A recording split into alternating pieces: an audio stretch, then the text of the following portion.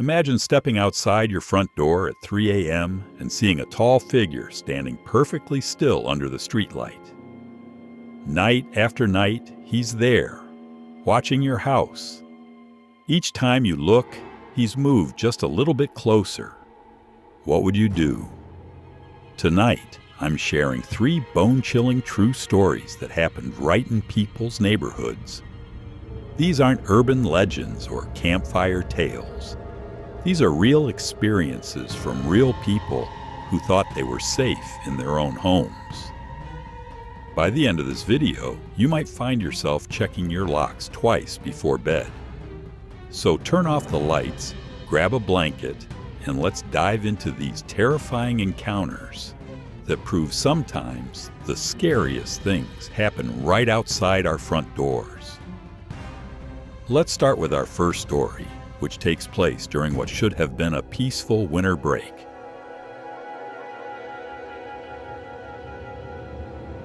Meet Jake, a 20-year-old college student who came home to his parents' quiet suburban neighborhood for Christmas break. The street where Jake grew up was the kind of place where everyone knew each other. Neat lawns, friendly neighbors, and the kind of silence at night that city kids only dream about. But there was one small problem with the neighborhood lighting. Out of the 6 streetlights on the block, only one was working properly. The others had burned out months ago, and the city kept promising to fix them, but never did. So when darkness fell, most of the street disappeared into the shadows, except for that one bright circle of light about 3 houses down from Jake's family home. On his second night back from college, Jake couldn't sleep. He had gotten used to the constant noise of dorm life, and the complete silence of his childhood bedroom felt strange. At exactly 3 a.m., he decided to get up and grab a glass of water. As he walked past his bedroom window, something caught his eye. Under the single working streetlight, there was a man, a very tall man, wearing what looked like a dark coat. He was standing perfectly still, facing toward Jake's house. Jake rubbed his eyes, thinking maybe he was seeing things. But no, the figure was definitely there. Jake watched for about 10 minutes, but the man never moved. Not even slightly. It was like looking at a statue. Eventually, Jake convinced himself it was probably just a neighbor having trouble sleeping, maybe getting some fresh air. He went back to bed, but it took him hours to fall asleep. The next night, Jake found himself checking the window at 3 a.m. again. And sure enough, there was the man. Same spot, same position, same unnatural stillness. But this time, Jake paid closer attention to exactly where the figure was standing. He grabbed a marker and made a small mark on his window, lining it up with where the man was positioned. The third night, Jake was ready with his marker again. When 3 a.m. rolled around, he crept to his window and looked out. The man was there, but something was different. Using his marker from the previous night as a reference point, Jake realized the figure had moved. Not by much, maybe 10 or 15 feet, but he was definitely closer to Jake's house than he had been before, and he was still facing directly toward their front door. Jake's heart started beating faster. He watched for nearly an hour that night, but again, the man never moved while Jake was looking. He just stood there like a sentinel, perfectly motionless. Jake thought about waking up his parents, but what would he say? That someone was standing on a public street? Technically, the man wasn't doing anything wrong. By the 4th night, Jake was both dreading and anticipating 3 a.m. He had barely slept, spending most of the day trying to convince himself there was a logical explanation. Maybe it was someone with insomnia who liked to take walks. Maybe it was a neighbor he didn't recognize. Maybe it was nothing. But when 3 a.m. came, Jake rushed to his window with his heart pounding. He looked out toward the streetlight, and his blood went cold. The man was there, but he had moved again. This time, he was standing at the edge of Jake's driveway, still under the glow of the streetlight, but now on their property. Jake could see him much more clearly now, and what he saw made his hands shake. The man was incredibly tall, probably 6.5 feet. He was wearing a long, dark coat that went down to his ankles. But the most disturbing thing was his face. Or rather, the fact that Jake couldn't make out his face at all. It was like there was just shadow where his features should be. Jake grabbed his phone to call the police, but just as he was dialing, something happened that made him freeze. The street light went out. 1 second, it was illuminating the mysterious figure, and the next second, everything was plunged into complete darkness. Jake pressed his face against the window, straining to see anything in the blackness. He waited there for 2 hours, but the light never came back on. When morning finally arrived, Jake ran outside to check the area where the man had been standing. The street light was working perfectly again, as if nothing had happened. But as Jake walked up their driveway, he found something that made his stomach drop. There were muddy boot prints on their front porch. Large boot prints, much bigger than any shoes Jake or his parents owned. The prints led up to the front door, then seemed to circle around toward the side of the house. Jake followed them as far as he could, but they disappeared once they reached the street. He never saw the man again for the rest of his winter break. But every night at 3 a.m., that street light would flicker. Just once, as if something was passing underneath it. Jake finished his break and went back to college. But he still calls his parents every night to make sure they're okay. And he's never told them about the man in the streetlight. Now let's move on to our second story, which involves a mother trying to protect her daughter from something that shouldn't exist. Sarah was a single mom doing her best to raise her 8-year-old daughter Emma in a safe, middle-class neighborhood. She had chosen their small 2-bedroom house specifically because the area was known for being family-friendly and quiet. Most of the houses on the street were well-maintained, with neat gardens and children's toys scattered in the yards. But there was one exception. Directly across the road from Sarah and Emma's house stood an old Victorian home that had been abandoned for over 3 years. The windows were boarded up with plywood, the yard was overgrown with weeds, and a large for sale sign had been sitting crooked in the front lawn for so long that it was now faded and weathered. Sarah had asked the neighbors about it when they first moved in. Apparently, the elderly woman who lived there had passed away, and her family lived in another state. They had been trying to sell it, but the house needed so much work that no one was interested. So it just sat there, empty and deteriorating. Emma had always been a little afraid of the old house, which Sarah thought was perfectly normal. Kids often find abandoned places spooky. But about 2 months after they moved in, Emma started saying something that made Sarah uncomfortable. "Mommy, why does the lady in the window always wave at me?" Emma asked this question while they were eating breakfast, pointing across the street toward the boarded-up house. Sarah looked where Emma was pointing, but of course saw nothing. "What lady, sweetheart? There's no one living in that house." "Yes, there is," Emma insisted. "She's in the upstairs window. She waves at me every morning when I eat my cereal." Sarah tried to explain that the house was empty, but Emma was adamant about what she was seeing. To make her daughter feel better, Sarah walked across the street that afternoon to show Emma that the house was completely secured. All the windows on the first floor were covered with plywood that had been nailed in place years ago. The front and back doors had heavy padlocks. Sarah even walked around to the back of the house to check for any openings, but everything was sealed tight. "See, honey?" Sarah said when she got back. There's no way anyone could be inside that house. But Emma just shook her head. The lady upstairs doesn't need the doors, Mommy. She lives there. For the next few weeks, Emma continued to talk about the waving lady. Every morning at breakfast, she would look toward the house and wave back at something Sarah couldn't see. Sarah started to worry that Emma might be having some kind of psychological issue related to the stress of the divorce and the move. She made an appointment with a child psychologist, but the earliest available slot was still 3 weeks away. Then, one evening in late October, something happened that changed everything. Sarah was in the kitchen washing dishes around 9 p.m. when she glanced out the window toward the abandoned house. The upstairs windows weren't boarded up like the ones on the ground floor. They were just regular windows, dark and empty.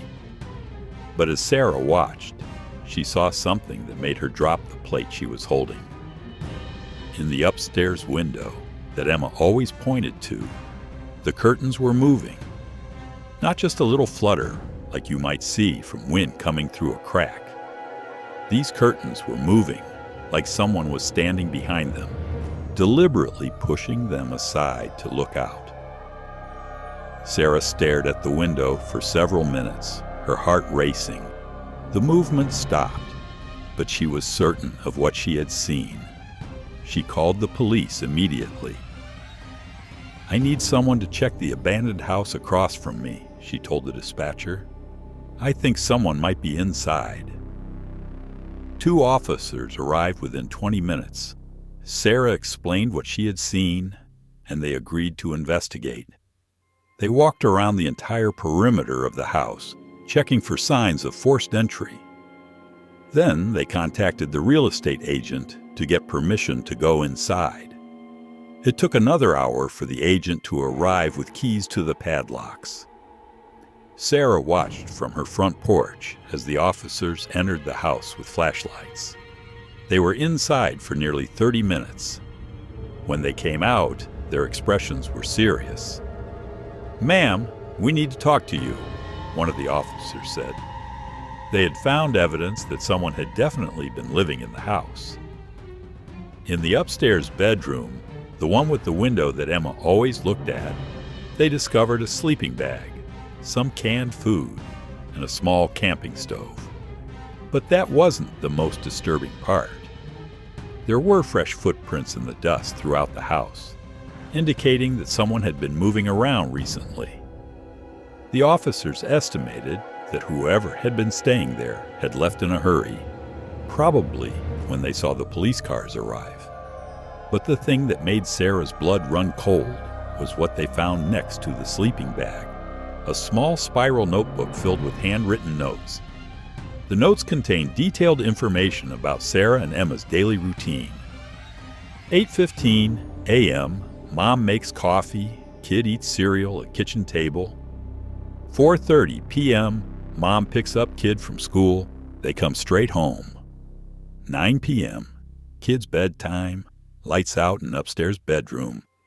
10:30 p.m., Mom watches TV in the living room until 11:15. The notebook contained 2 weeks' worth of these observations. So someone had been watching them carefully, learning their schedule, taking notes about their lives. The police took the notebook as evidence and assured Sarah that they would patrol the area more frequently. They also recommended that she install better locks and consider a security system. That night, Sarah barely slept. She kept thinking about Emma's waving lady. Had her daughter actually been seeing someone in that window every morning? Had Emma been waving at someone who was watching them, studying them, planning something? The next morning at breakfast, Sarah asked Emma about the lady in the window. "Is she still there, sweetheart?" Emma looked across the street and shook her head sadly. "No, Mommy. She went away, but she looked really mad when she'd left." Sarah and Emma moved to a different neighborhood 2 weeks later. The abandoned house was finally torn down 6 months after the incident. But Sarah still has nightmares about those curtains moving in the upstairs window. And she never lets Emma sit by windows during breakfast anymore. Our third and final story takes place on the rural edge of a small neighborhood where the tree line comes right up to people's backyards. Robert had lived alone since his wife passed away 3 years ago. At 67, he was settled into a comfortable retirement routine in his small house that sat on the very edge of their neighborhood. Behind his property, there was nothing but dense woods for miles. He liked the privacy and the peace, and his old German shepherd, Max, enjoyed having room to roam in the backyard. Robert was a light sleeper, which had gotten worse since living alone. Every little sound would wake him up. The house settling, branches scraping against the roof, Max shifting around in his bed downstairs. So when the knocking started, Robert heard it immediately. The first time it happened was on a Tuesday night in September. Robert woke up to the sound of 3 deliberate knocks on his back door. Knock, knock, knock. He checked the clock on his nightstand. 1:15 a.m.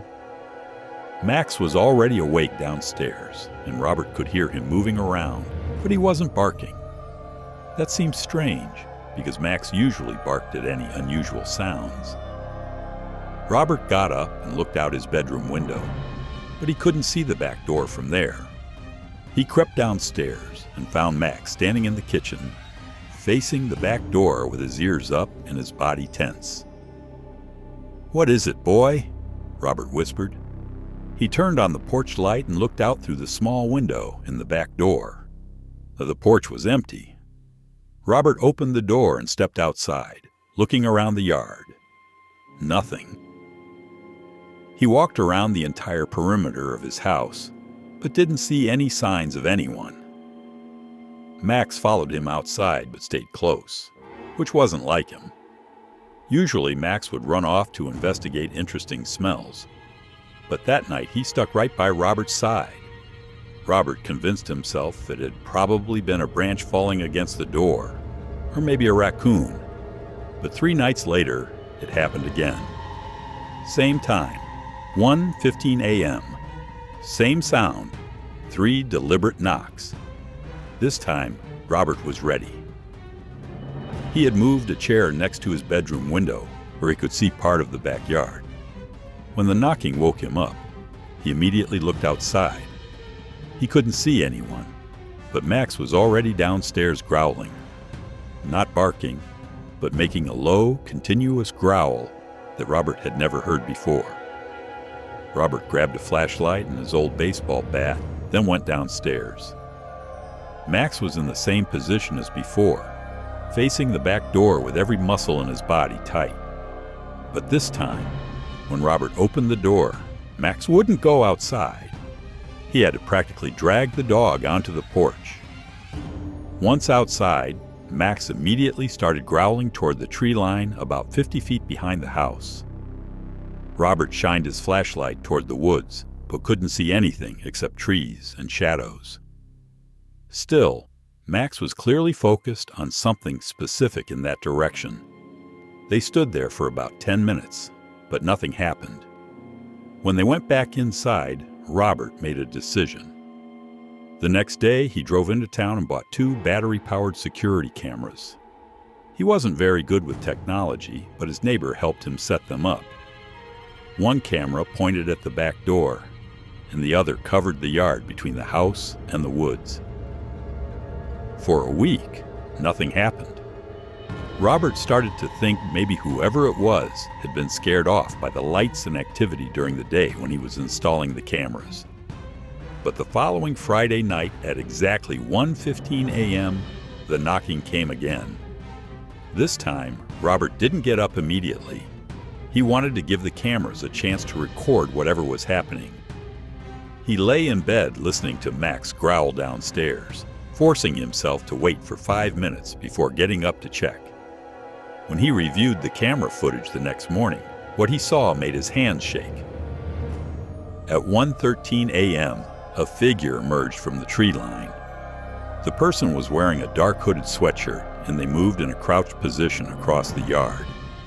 The figure approached the back porch, but instead of going straight to the door, they spent several minutes just standing there, looking at the house.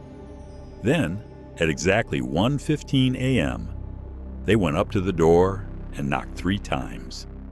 But here's the really disturbing part. After knocking, the person didn't leave.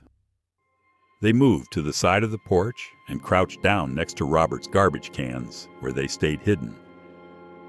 The camera had captured Robert coming outside with Max, looking around and going back inside.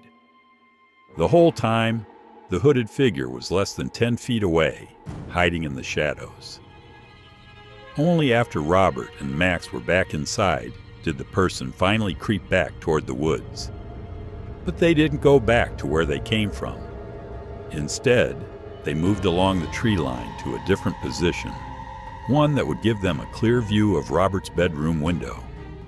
Robert immediately called the police. He showed them the camera footage, and they agreed to set up a surveillance operation. 2 officers would hide in an unmarked car down the street, and if the knocking happened again, they would be ready to move in. They didn't have to wait long. 3 nights later, right on schedule, the knocks came. 1:15 a.m. Robert lay in bed, heart pounding, eyes fixed on the ceiling. Max was already growling downstairs, that same low, dangerous rumble. The police were waiting. Robert heard a faint rustle outside, followed by the deliberate knock, knock, knock. And then, silence. Through his bedroom window, he caught a shadow moving toward the garbage cans. Suddenly, blinding beams of light flooded the backyard. A loud shout pierced the night. "Police! Don't move!" There was a flurry of motion, heavy footsteps pounding across the porch, Max barking wildly. Robert could hear officers crashing through the brush. The hooded figure bolted toward the woods but didn't get far. The sound of a brief struggle echoed in the darkness before everything went quiet again. A knock came at Robert's front door this time. An officer stood there, flashlight in hand, his expression grim. "We've got him," the officer said. "You're going to want to hear what he had planned." Robert never asked for the details. He just made sure his locks, lights, and cameras stayed in place, because some nights, when the wind dies down, he swears he can still hear those 3 knocks. Some stories are just tales. Others are warnings. 3 different nights, 3 different homes, but the same shadow, watching, waiting, moving closer. Whether it's the knock you hear after midnight, the stranger you almost met in the dark, or the thing hiding in plain sight, remember this: if you think you're alone, check again. Subscribe for more real horror stories and see what's lurking in the next one. And make sure you leave a comment and share it with 5 people.